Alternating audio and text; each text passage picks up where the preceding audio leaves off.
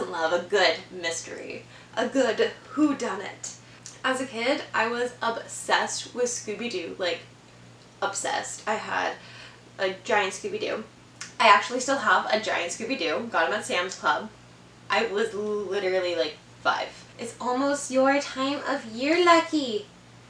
It's almost the season of the black cat. Yes, it's almost Halloween.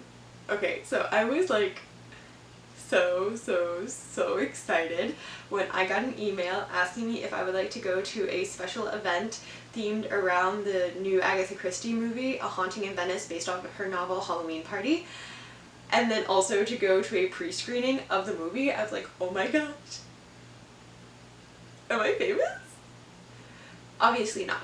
But at least apparently I have enough of a social media following to qualify for this kind of thing. So I'm so excited. And that obviously means I have to make a new dress. They did not tell me I had to make a new dress, but like I just took it upon myself that I was like, oh my gosh, like if I get to go and do this super cool thing, like I need a new dress to wear to it. So let's dive in. On A Haunting in Venice website, it just says that the movie is set in post-World War II Venice on All Hallows Eve. So I couldn't find an exact date for when the movie was set, but I figured I would just look at my pattern stash and see what I had that was late 1940s. So I found this pattern, Butterick 5214, in my stash. It's one of Butterick's vintage retro patterns from 1947. No, this was just a complete guess, a complete coincidence. But as the title card of the movie pulled up, it said the movie was set in 1947 Venice. I almost died. I was like, oh my gosh. Somehow the pattern I had in my stash, the only thing I had that was post-World War II but not yet 1950, was the exact date that this movie was set. I was so excited, and it was one of those that was just meant to be. For this project, I also used fabric that I had in my stash. I'm trying to be better about stash busting this year. I used nice green for the dress and a purple fabric for the jacket and a nice black for the lining of the bodice. All of these I've had forever, and I do not remember where I got them or what their fiber content is, but they all felt right for this project. I decided to make a green dress because I was inspired by the character that Tina Fey plays in A Haunting in Venice, Ariadne Oliver, whose wardrobe in the movie revolves around the color green. Ariadne Oliver appears in several of Agatha Christie's mystery novels. She is a friend of Poirot and often helps him in solving his cases. Of all of Agatha Christie's characters, Oliver bears the most resemblance to the author that created her. Oliver is also a famous mystery novelist, and she is particularly fond of apples. I'm not sure if Agatha Christie really liked apples or not. That's something I'll have to research. But the apples do play quite the plot point in A Haunting in Venice. After a quick internet search, I am happy to report that Agatha Christie was indeed partial to apples, just like Mrs. Oliver. I found the pattern for this dress to be really interesting, as it literally has a seam up the middle front and the neckline is almost like a halter top, but not quite. So I wasn't really sure about this. Also, I made some adjustments because I can't follow a pattern.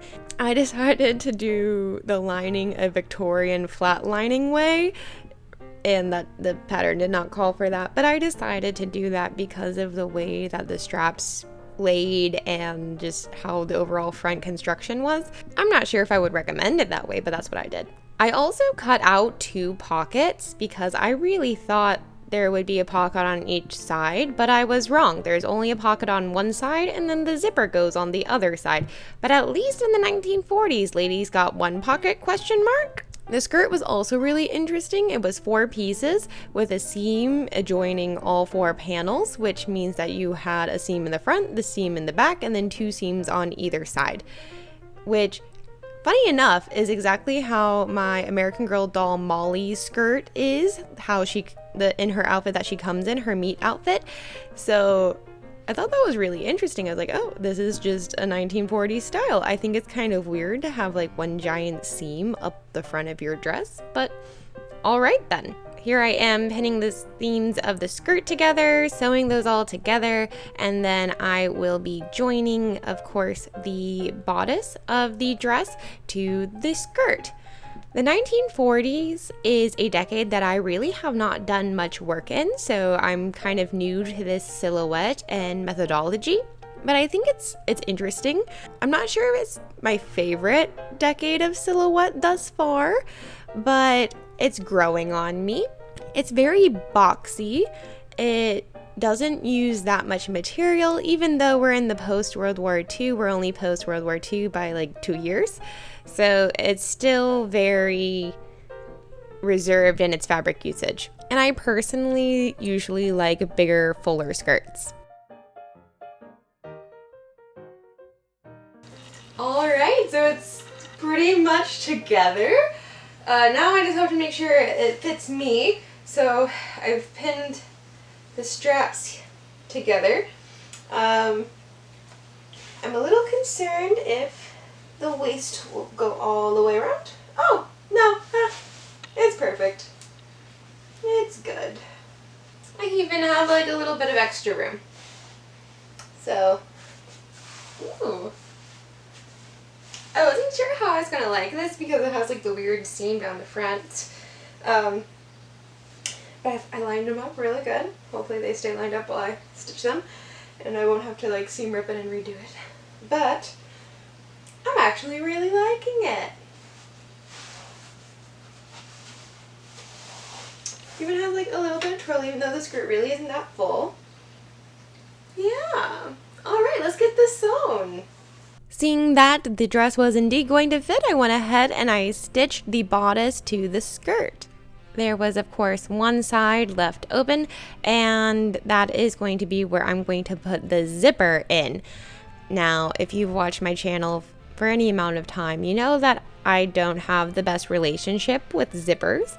I am a little scared of installing them by machine. I don't feel like I have enough control with a machine over where they're going to go and how it's going to lay. So I like to install my zippers by hand. So here I am pinning the back to the front and then pinning my zipper in where it needs to go. And then I will be stitching it in by hand using a back stitch, which of course is the strongest of hand stitches that you can do. Which of course you want in a zipper. Zippers have a lot of strain. It's the opening of the dress. You don't want your zipper to accidentally pull out. That would be an outfit malfunction, to say the least.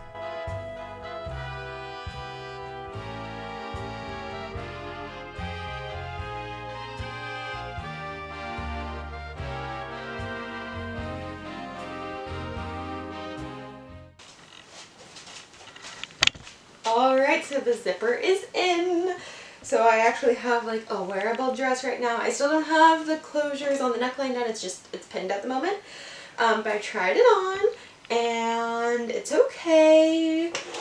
I feel like the skirt's doing alright. This situation's being weird and I hate it because it's like gappy like right under my arms, and like I'm moving my arms and it's catching, and I like actually like I'm just like I will not wear this because it's uncomfortable. And it's not even because like I feel like, you know, it's the 1940s, so you're supposed to have like the pointy boobs, but like even with the pointy boobs that's not going to help with like weird gappiness up here. I feel like it needs a little dirt like that, just like this. A nice little tuck is what's going to happen, and then that's going to fix it. And like we still have 1940s like pointy boob shape, but yeah, like that needs to come in because it's being weird. So we're gonna work on that. Alright, so I did the little darts right here and right here, and I had to redo one of them because it didn't line up quite perfectly with the other one. But now, feeling really confident, and I think it has fixed the whole gap situation up here. I I'm still not in love with it. I think it definitely needs accessories. It needs to be dressed up. But I'm really excited about the next part, which is the jacket. So I'm going to make the jacket out of this purple, and I think it will be amazing. And then, you know, it'll have the jacket and the green, and that'll also kind of fix, like, give a little bit more definition to the waist. I also am just not, like, the biggest fan of just, like, a completely open back. I like a little bit more security.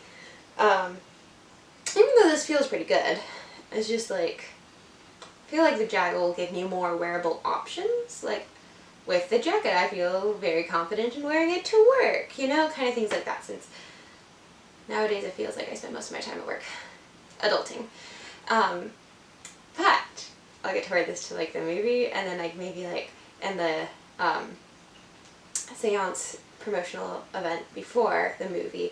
So maybe, like, I'll do, like, one day it'll be just the dress, and then the next day I'll do it with the jacket, and I'll, like, style it differently, but we'll see. I'm not positive. We'll see. It'll be fun. Now it is time to assemble the jacket. I have laid out my jacket pattern in a rather unusual way because the front is going one way on the grain of the fabric, and then the back of the jacket is going to go another way on the grain of the fabric, because I was trying to use this one scrap that I had so I didn't have to cut it into any more of it. And I decided that this would be historically accurate because piecing is period. And, you know, it's the end of World War II. Fabric rationing is still happening, so it makes sense. Purple is my favorite color, so that's one reason why I decided the jacket was going to be purple. But I also thought purple and green gave a lot of Halloween vibes. It's very autumnal, very Halloween. And of course, the movie A Haunting in Venice, that's not the same name as the original book that Agatha Christie wrote. So the original book is actually called Halloween Party. So very much centered around Halloween, spooky time. Therefore, I wanted my outfit to have a little bit of a Halloween feel to it as well. I really like the construction of this jacket. It actually doesn't have sleeves. The sleeves are just built into the front and the back. They're a little bit longer. So you just kind of have to poof the fabric up, and then that's essentially the sleeve that hangs out a little bit. You just have to hem them. And I was like, oh my gosh, I don't have to set sleeves. This is amazing. Because that's always one of the most tedious and problematic parts of sewing, is trying to set a sleeve into an arm side. But this one, the sleeves are attached. Highly recommend.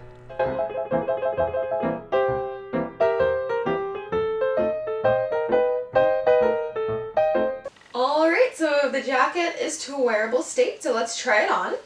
See how it's going so far. I love the color. The fabric, I think it's really stiff, but that's really good for jacket material. Alright.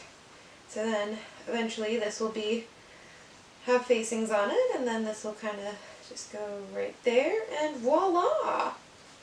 Alright, the sleeves feel good. We're going to have to hem them, but otherwise, I really like this. I am a big fan of this jacket pattern. So, just got to get all of the facings and the collar on and then hem it. But I am very happy that it is all together and looking great. Like this, I wasn't completely sold on the dress, but this jacket should become part of, like, my everyday wardrobe. Also, the only bad part is that this fabric is ragging terribly. So I'm going to have to finish all these seams so it doesn't become just a shredded mess. So not a fan of that, but we're going to have to figure something else out. Right now my serger is being weird. Also, serging doesn't come until like the 1960s, so for it to be accurate 40s, like I should hand finish it or something else. We'll see what I feel like and what I have time for. I then pinned in the facings and I ironed on the inner facing to the facings, and that was a whole process, and I had to rework it several times because suit making, while I've done it before, is not one of my strengths because I haven't done it a whole lot.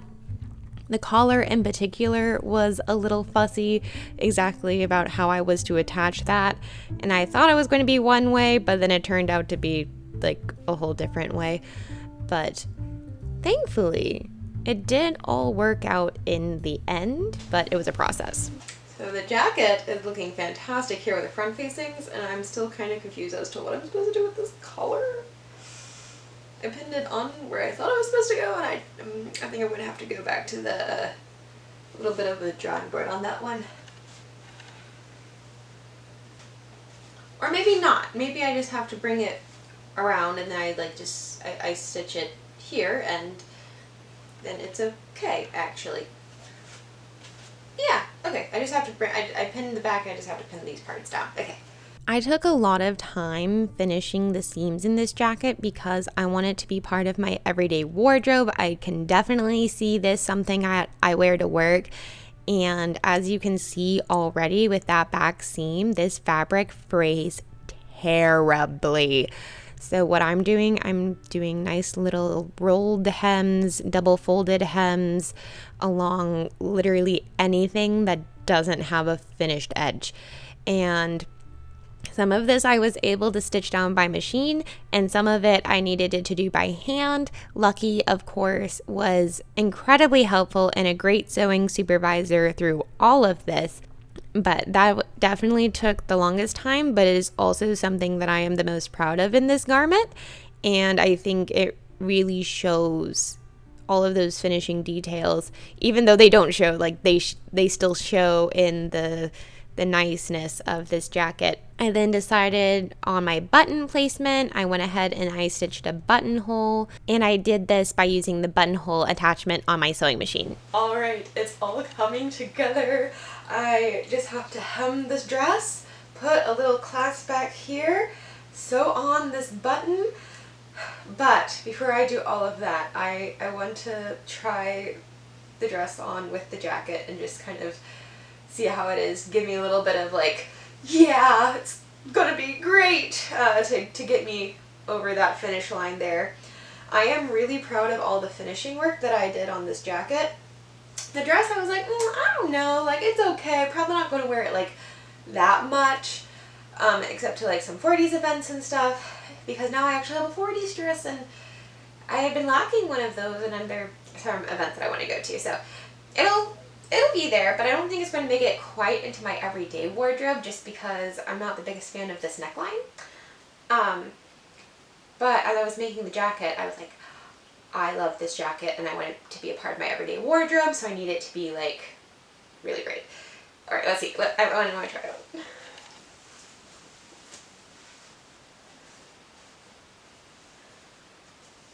Oh.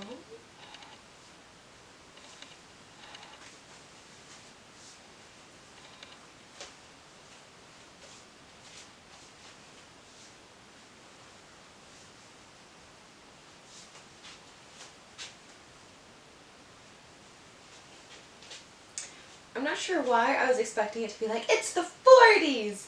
Because it looks, to me, I'm just like, this looks very normal.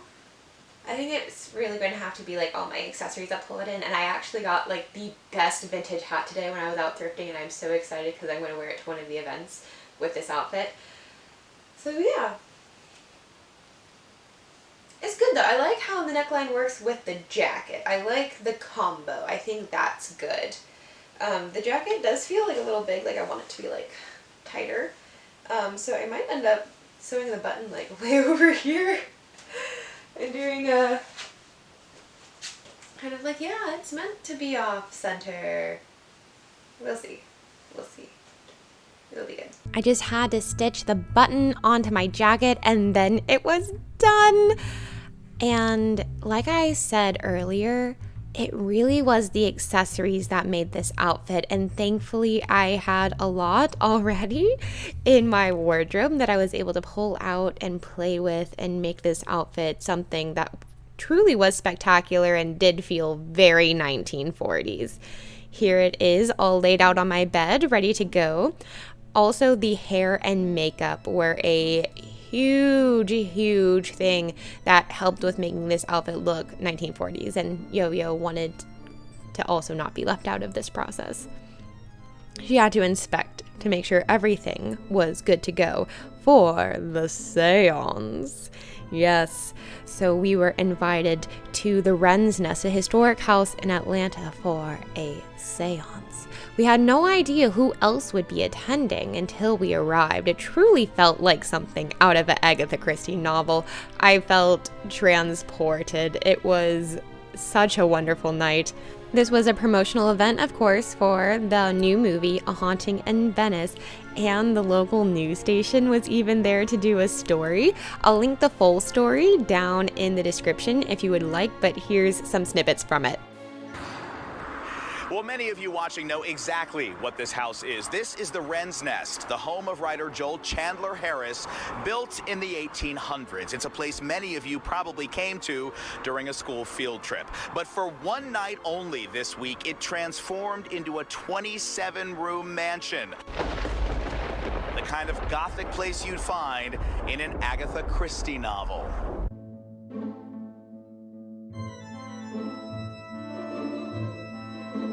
Napier leads an intimate seance to contact the trapped spirit of a girl named Violet. Violet, do you remember why you are here? Like Christie's novels, the story of Violet is a fictional one, but it's no less intense, chanting to free her spirit. No more hide and seek. Violet, you are free.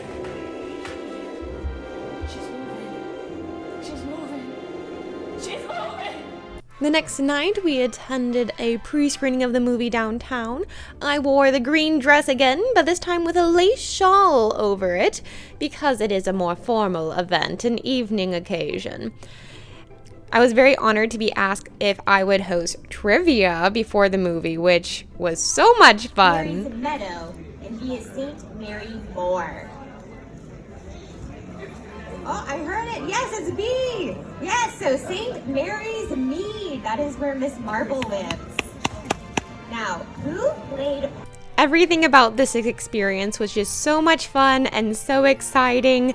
I had the absolute best time. My husband got to come along with me to both events, and he's just the best Instagram husband and one of the most supportive humans that you'll ever meet. Thank you so much for coming along on this journey with me. Subscribe if you want to be part of the Historical Belle Society. Leave me a tip on Ko-fi if you feel so inclined. And thanks so much for watching.